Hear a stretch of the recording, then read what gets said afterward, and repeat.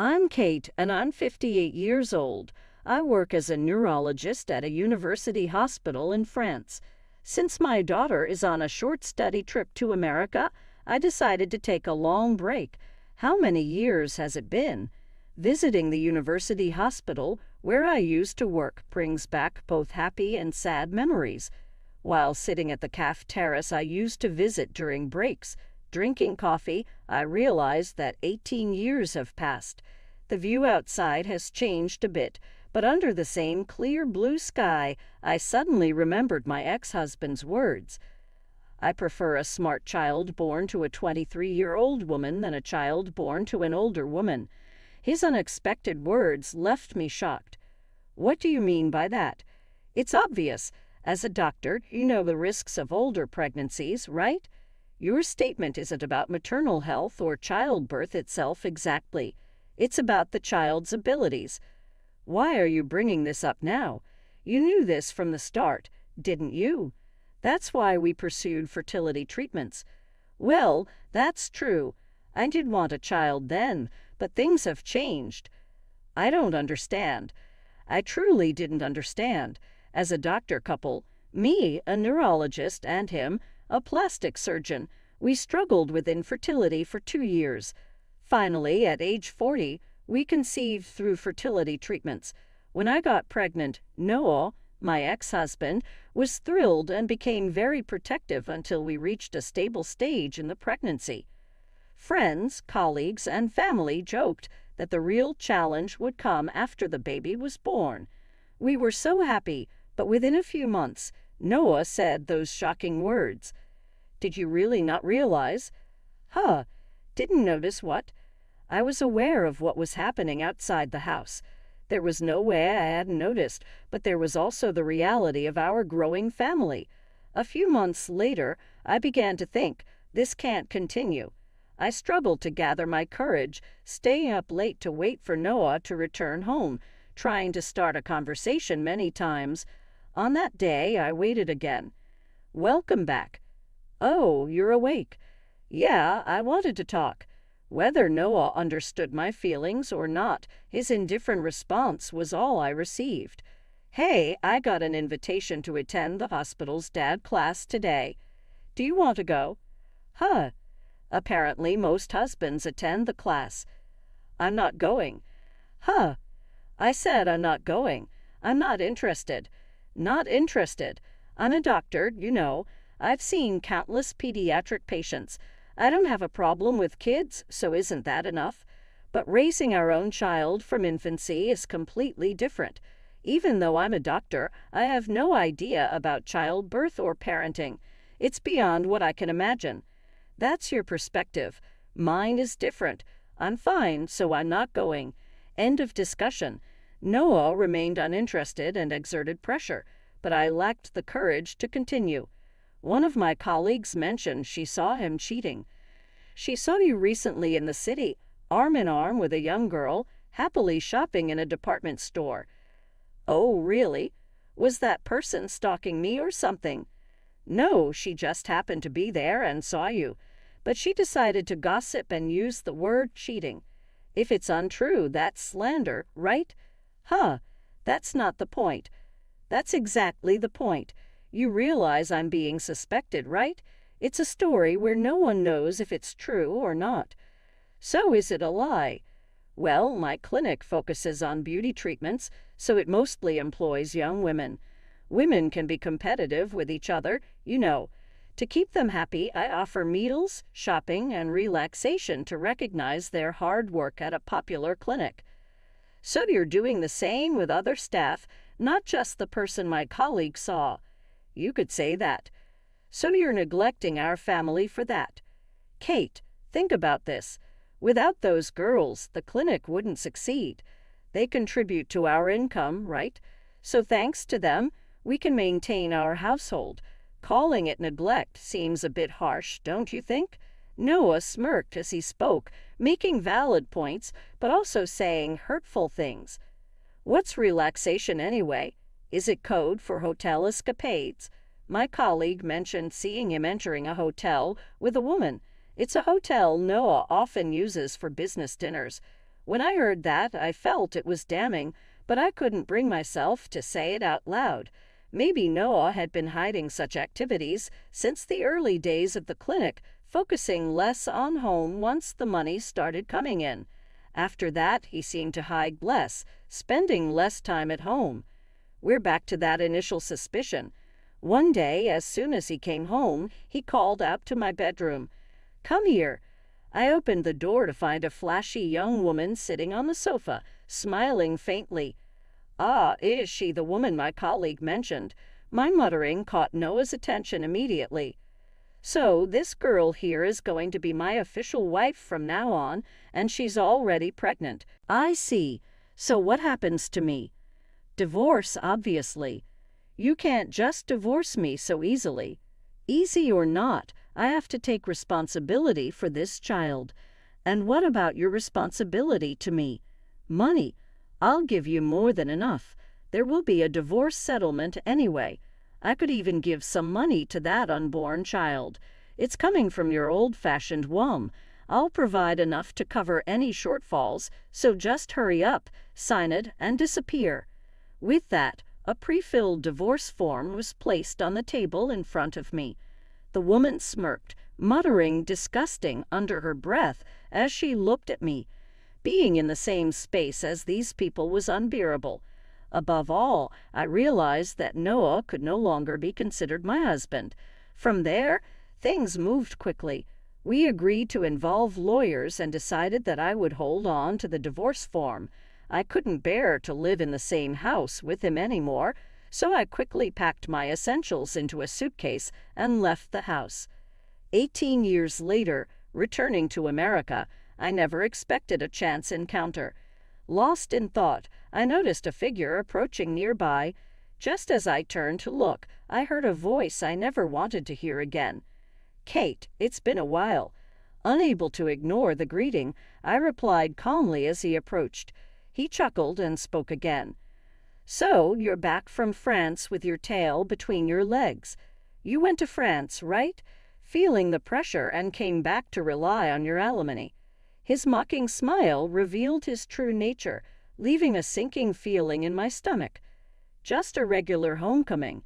My child had things to do in America, so we're here together today." "So that child from back then, I see. Why are you here together? Is that child sick or something?" His words left me stunned. "I prefer a smart child born to a 23-year-old woman than a child born to an older woman." Noah's hurtful words echoed in my mind, and my heart sank once again as I struggled to respond. Footsteps approached from behind. "Mom, who is he?" Grace's voice brought me back to the present. She looked at Noah cautiously, and upon seeing her, Noah glanced at me suspiciously, smirking. I said to him, "This is Grace, my daughter, and biologically yours too." My words left Noah wide-eyed in shock. It wasn't surprising. Grace was tall, beautiful, and carried herself with elegance. Plus, if Noah had been keeping tabs, he might have heard the rumors about her. Carefully choosing his words, Noah asked, "Wait, could she be Grace from the surgical research lab?" Bingo. Grace is here for a temporary stint in the surgical research lab. Noah was speechless, and I couldn't help but laugh. The child he had abandoned before birth had grown into an exceptional medical student after 18 years. Moreover, Noah had assumed that a child born from an older pregnancy would be less capable or have health issues. He could never have imagined that she would become such a talented young woman. Surprised, aren't you? The woman you discarded, who you used to criticize about her age during pregnancy, has turned out like this. Grace is even skipping grades. She's a second-year medical student at just 18. She's already graduated from university. I couldn't help but smile at Noah's clueless reaction. "Don't you know about the education system in France?" "Shut up. With all your knowledge, I thought you'd be aware." Noah reluctantly apologized, biting his lip. His pride was immense. Even in our marriage, he would bristle at any criticism from me. Now, approaching 60, it seemed little had changed. Quietly, I continued. Grace graduated from high school at 15 and college at 17. She's worked so hard despite me being a single parent. She's an exceptional daughter, both inside and out. She's my pride and joy. I beamed proudly, but Noah, clearly frustrated, threw out a statement that demanded attention. Ha, you must have used your authority as a doctor to pull strings, right? Maybe you're even a professor over there. With that kind of power, you could manipulate anything. High school, college, even medical school. But don't think I'm like you. Is that so? Is that your version? Sending your child to low-ranking high schools, struggling to get into any university, let alone dental school. You probably managed to finagle your child into some countryside medical school, right? How did you find out? I ran into someone who knew you from junior high and high school. Heard quite a bit. Caught off guard. Noah seemed desperate to know who it was.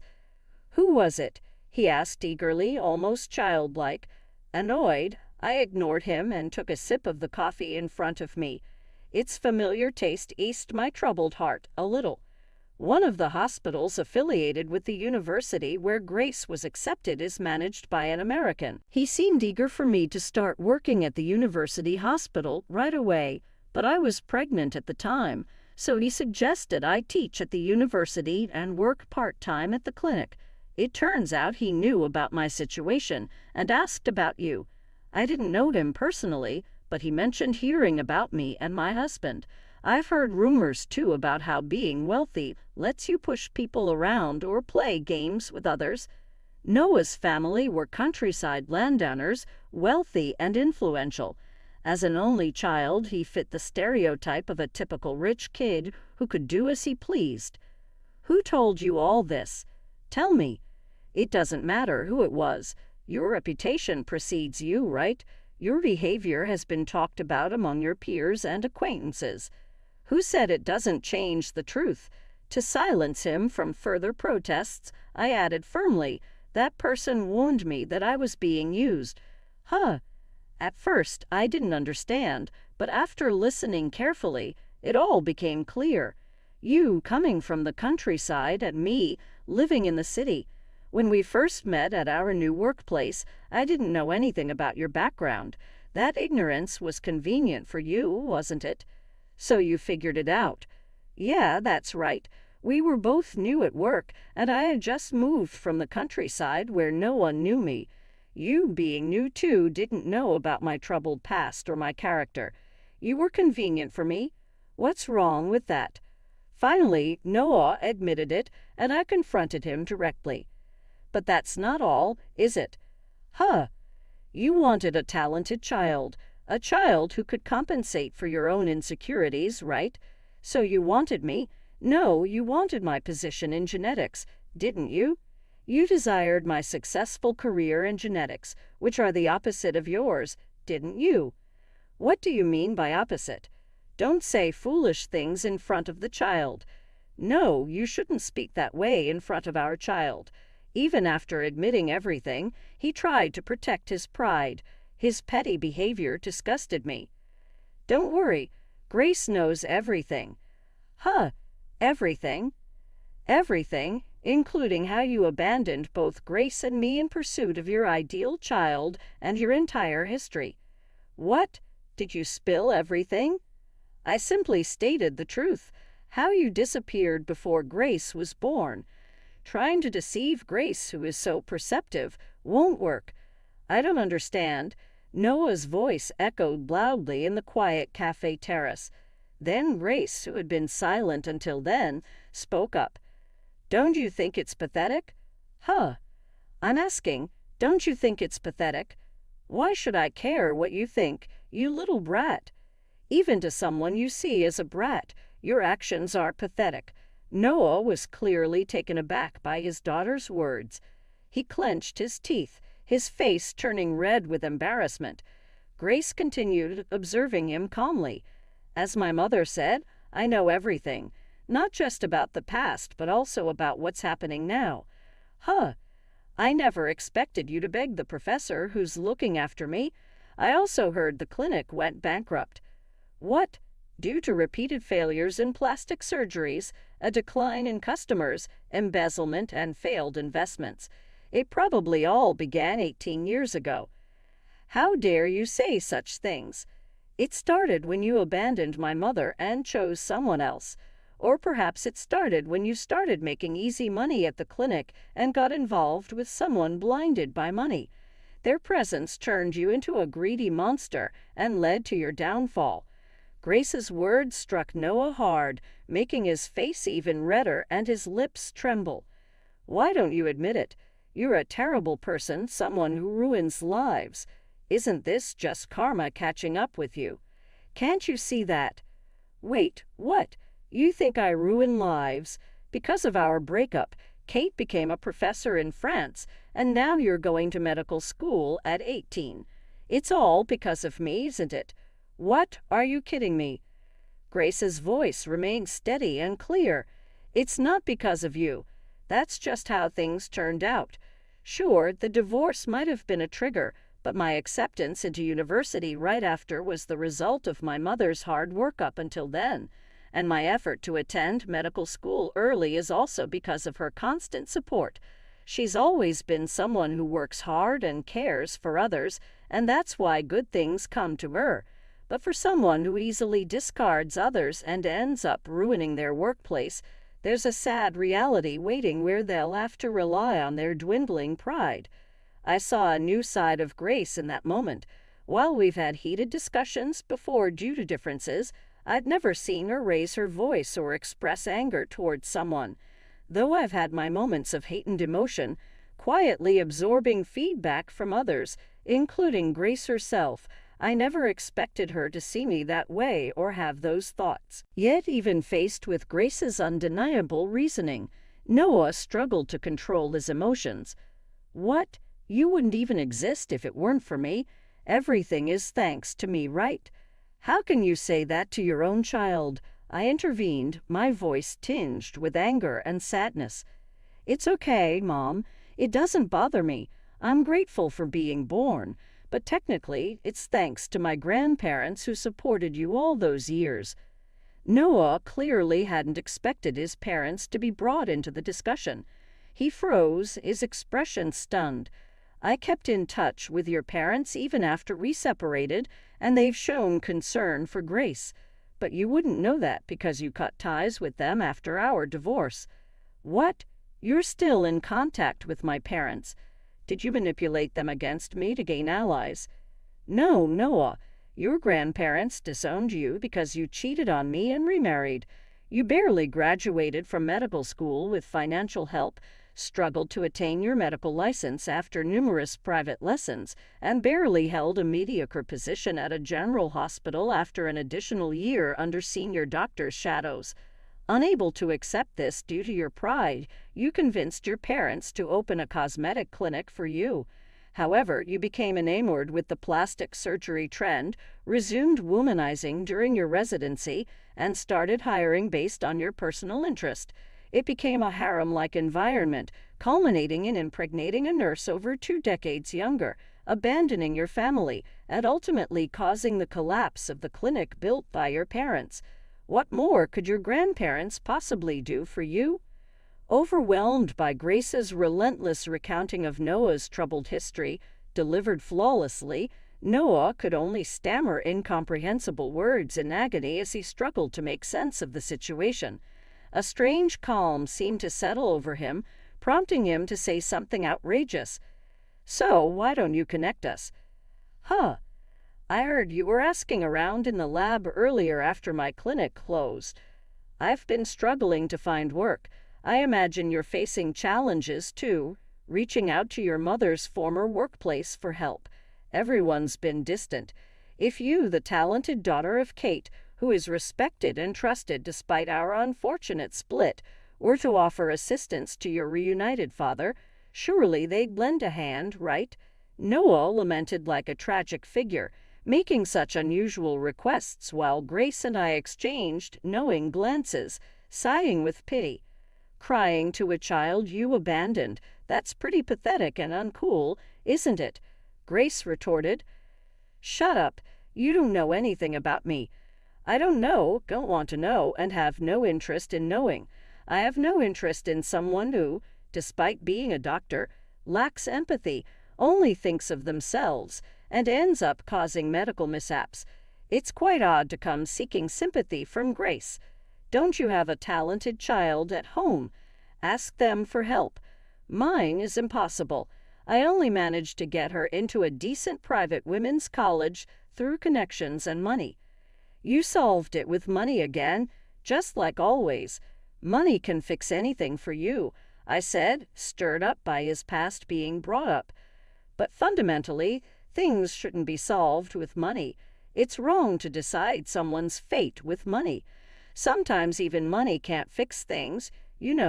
Did you know that one of the victims of your medical mishaps was a relative of my professor? I believe it was my mentor, Professor Ted's niece. She had surgery at your clinic, and there were complications with her facial muscles. Could it be that there are issues that money couldn't solve? It seems like you closed the clinic to avoid dealing with inconvenient cases that money couldn't fix, huh? But people in the medical field are connected in various ways. Like me, I've ended up connecting with your colleagues and friends. Whether my words were getting through to him or not, Noah's face turned pale, and he started sweating profusely, freezing in place with trembling eyes. It's okay, Noah. Everything will unfold just as you fear. Are you so scared that you can't even speak? This is your mess to deal with now. You never cared about anyone else's well-being for your own gain, right? Just try to keep that dark spirit of yours in check, at least. Wait, am I really? Won't someone eventually come for you? You seem so focused on securing your job that you haven't noticed. You're kidding, right? This can't be some made-up story. You won't need to look for work anymore. Even if you manage to find something, you won't be able to work anyway. Haha, you're delusional. If that's what you believe, then so be it. Enjoy your time with your family for now. With those final words, I gently touched Grace's arm, signaling it was time to go. Grace returned the touch with a soft smile. After about 2 months of intense medical studies in America, she returned to France. America was amazing. The food was delicious, people were kind, professors and seniors were respectful, and the discussions were fascinating. I might consider returning to America in the future. Grace seemed to have gained new perspectives and emotions from her deep immersion in American culture during her study abroad, unlike her occasional visits before. That's great to hear. Let me know if you need anything. I should also thank the professors. Sure, I'll keep that in mind, Grace replied, wrinkling her nose at a sweet French juice she hadn't tasted in a while. Oh, by the way, did you get caught? Yeah, during Grace's time studying abroad, Noah was arrested. The scandal surrounding his failed cosmetic clinic, which resulted in multiple medical mishaps involving staff members, dominated headlines on American news and variety shows daily. Grace must have been aware of it all. Grace returned from her studies with unexpected outcomes. Now 18, she has always been mature and hard-working. While utilizing one's talents is crucial, as someone with over 30 years of medical experience, I deeply believe that medicine must be practiced with compassion. Medicine is about improving lives, and people are at the heart of it all. In the coming years, Grace is bound to grow significantly as a person. As both a parent and a seasoned medical professional, I will quietly support Grace from the sideliners, sometimes walking alongside her. This journey will undoubtedly be a lifelong endeavor.